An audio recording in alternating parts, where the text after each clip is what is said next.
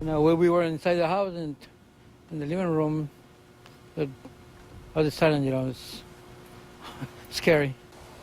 A quiet July 4th evening for a husband and wife who were watching TV when Mother Nature's force decided to topple this tree in their backyard.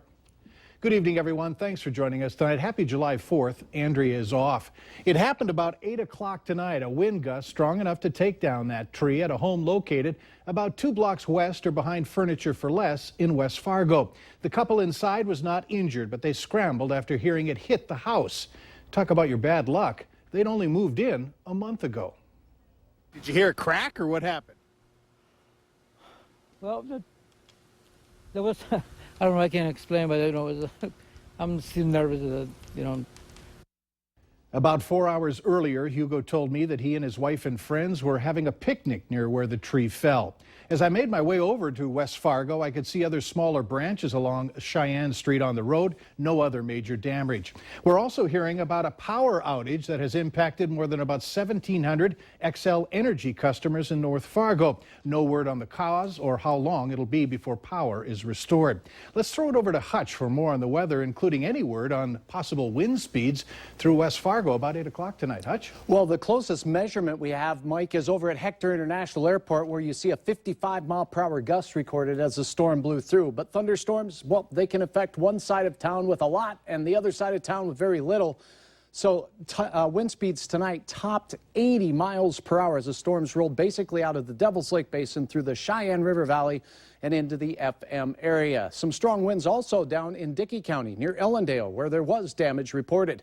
Current radar shows that they are contending with showers and thunder showers in the Detroit Lakes area and eastern Becker County now. These storms are continuing to move off to the east and southeast. It does look like things are starting to wrap up in Detroit Lakes for any of you who are trying to get out and watch fireworks tonight. Hopefully, that has not been impacted. The strongest cell, though, just outside of Park Rapids, moving to the southeast towards Ottertail Lake right now, and a few strong thunderstorm cells from Richland and Sargent County into northeast South Dakota. Heading in towards Sisseton, the storms in South Dakota have some hail potential upwards of 3/4 of an inch. The rest of the evening, the storms should be exiting by 11 o'clock out of our viewing area for a much quieter night of sleep.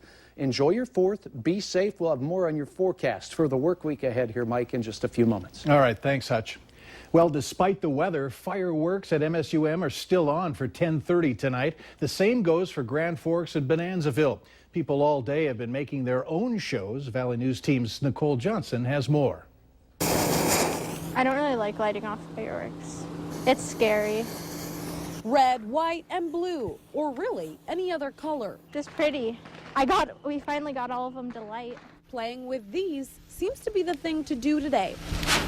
But watch out, this 4th of July is a windy one. Crews have responded to multiple calls for fires believed to be caused by fireworks. They make sure you brace everything. We always stress safety first. But then, like here, we give away punks with your purchase that should help you be able to light things easily. I mean, it's common sense, sort of. If you're playing it safe and heading to the big show, wind isn't a negative thing. I mean, a little breeze carries, so some of the explosions, some of the reports are, they'll be drifting across the sky. I think that adds to it a little bit. Although there's one thing that's unavoidable, the sound. We have ones that are a bit louder than others, but also we have ones that they're all going to have some report to them, but some of them aren't that loud per se. If you're lighting them off, respect others and their pets too. Love them, maybe put them in your closet. I don't know. I think that's one of those unfortunate things. Love them or hate them, you're bound to hear them, and maybe for a couple more days. Memory Fireworks is staying open tomorrow to sell more of these. That didn't work. Nicole Johnson, Valley News Live. As a reminder, it is illegal to light out fireworks in Fargo. You could be fined $100. In West Fargo, you can shoot them off until midnight. And in Moorhead, both aerial and explosive fireworks are banned, and doing them on any public place is illegal. A missing Minnesota teen was found safe last night in Grand Forks. Jordan Krolak, who disappeared June 5th, is fine and doing well. That according to the Marshall County Sheriff's Office. Another teenager who was missing was Casey Louise Danielson. Danielson was also found safely, that according to family members. It's believed the two girls ran away together. They were at a center in Bemidji and were out working at a community event when they vanished. Fargo police are reminding parents to keep an eye on their young ones. This after a 2-year-old boy fell from a third-floor balcony on Saturday. It happened at 1750 40th Street South in Fargo. The boy was bleeding from his mouth, alert, and was breathing after the fall. He was taken to the hospital. There are unconfirmed reports that he's since been released. Police say the mother was doing laundry when the boy got onto the deck and fell off. Always be aware of the doors and windows, making sure that they're locked and secured. Try to get into a habit of always making sure that the patio door is secure, and if the screen is in place, make sure that screen is locked at all time. Just in case you step away in a different room and your child's in that room, try to make it so they can get out. Police are still investigating, but they don't expect to file charges. They also told us that someone falling from a high structure happens about every other year. 3 young children with ages ranging from 4 to 8 years old are in the hospital tonight after being seriously injured in an ATV accident. It happened this morning on County Highway 32, about 1 mile south of the intersection of County Highway 27 near Detroit Lakes. The driver of the ATV, who was 8, pulled in front of a car, which caused the crash. The 8-year-old and a 4-year-old passenger were life-flighted to Sanford Hospital in Fargo. Another 4-year-old on board was brought to St. Mary's Hospital in Detroit Lakes. All 3 were wearing helmets.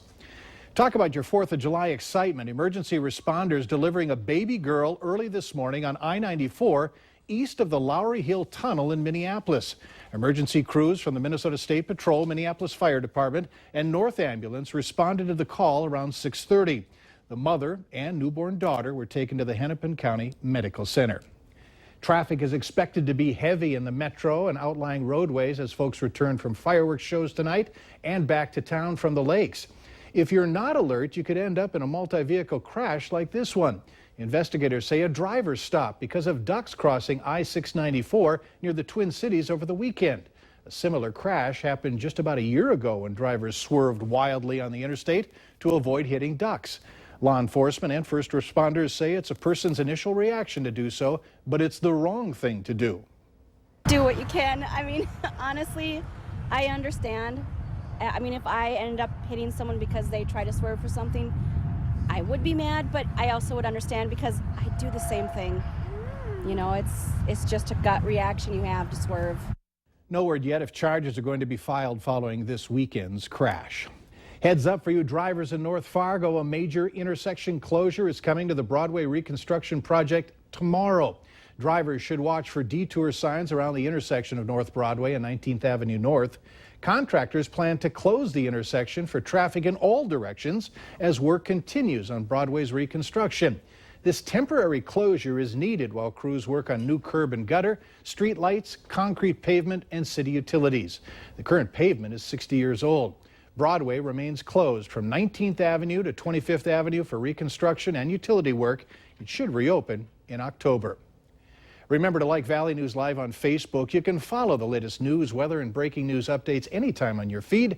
Just search Valley News Live, like our page, and you'll stay informed throughout the entire day. For many, the 4th of July is a day for barbecues and time with family. But for a group of people in the Twin Cities, today was about giving back to the men and women who answered the call to serve our country. Reporter Dylan Wollenhaus has our story. If it were only this simple. I did not want to mow my grass on the 4th of July weekend, so I am very thankful that it was taken care of. Really, who could blame Dave Brown for that? But it takes much more to explain why Alan Duff and his son Nathan Fuel decided to do Dave's chores. I have a lot more appreciation for all the people that have served our country. Brown is now a veteran service representative with Hennepin County. Before that, 4 years in the Marines during Desert Storm, then in Somalia. When I came home, I was mad at the world and had some issues with anger and had some issues with drinking and feeling like I fit in again back into society. Struggles Brown says he faced for 18 years. Oh yeah, it's a great benefit, you know, to have somebody come out and take care of you like this. A veteran himself, Alan Duff now has his own lawn maintenance business after 23 years in the Army Reserves. Through an initiative by the online app Plows and Mows, which sources local snow removal and mowing companies, it's committed to mowing 300 lawns free of charge for local veterans who may suffer from disabilities. Well, sometimes it's about the physical disabilities of the veteran. Other times it's about the sacrifices they take of being away from their family. For me, this is really fun being here while Dave's spending some time with his kids. A gesture as small as this can make a big impact on vets like Brown, who says so many others deserve this more than him. I have disabilities, but my disabilities don't stop me from taking care of my grass. But that didn't matter. I mean, we're grateful for the opportunity to come here and to be able to serve them. From chore to act of kindness. Great story. The free lawn care service is limited to the first 100 requests. It ends tomorrow.